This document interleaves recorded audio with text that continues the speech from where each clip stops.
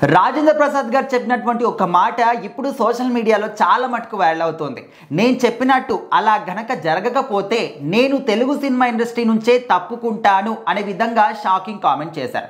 మరి ఏ సందర్భంలో చేయాల్సి వచ్చింది?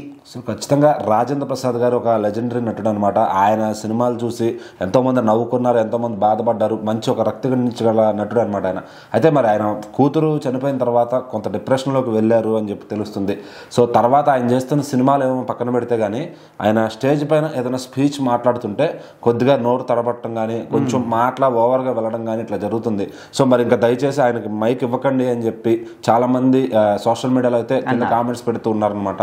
సో అసలు ఆయన ఏం మాట్లాడి అంతకుముందు రాబిన్ హుడ్ సినిమా టైంలో కూడా ఆయన కొంచెం వేరేగా గట్టిగా ఎవరు క్రికెట్ ప్లేయర్ని తిట్టినట్టుగా అట్లా రకరకాలుగా మాట్లాడి కొంచెం అట్లా ట్రాలింగ్కి గురయ్యారనమాట. సో మరి ఆయన ఎందుకు ఇట్లా మాట్లాడుతున్నారు? ఒక పెద్ద స్థాయిలో ఉన్న వ్యక్తి కదా.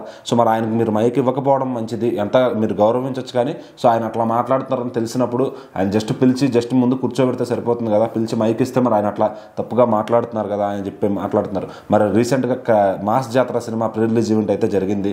సో దాంట్లో రాజేంద్ర ప్రసాద్ గారు కూడా నటించారనమాట. సో మరి రవితేజ గారు, రాజేంద్ర ప్రసాద్ గారు అంటేనే ఇద్దరు మామూలు హిలేరియస్ ఉంటుంది సినిమా అది.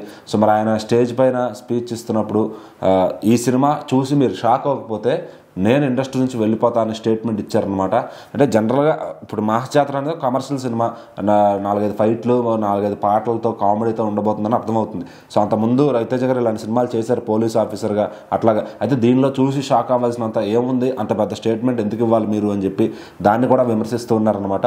సో ఏంటంటే ఆయనకు అలా అనిపించింది ఆ కాన్ఫిడెన్స్ సినిమా పైన. సో అందుకే అంత కాన్ఫిడెంట్గా చెప్పారన్నమాట. ఇప్పుడు అలా ఒక యాక్టర్స్ అలా కాన్ఫిడెంట్గా సినిమా పైన మాట చెప్పకపోతే ఆడియన్స్ సినిమాలు చూడలేదు అనమాట. మొన్న రీసెంట్గా నాని గారు కూడా నా నెక్స్ట్ సినిమా మీరు చూడొద్దు, ఈ సినిమా నచ్చకపోతే అని చెప్పడం.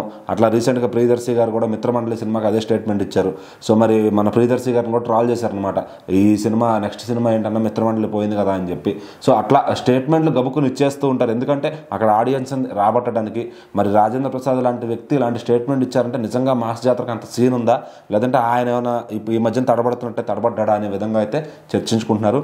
ఏదేమైనా కొంచెం రాజేంద్ర ప్రసాద్ గారికి మైక్ ఇవ్వకుండా ఉంటే బెటర్ అని చెప్పి ఎక్కువ మంది సూచిస్తూ ఉన్నారనమాట.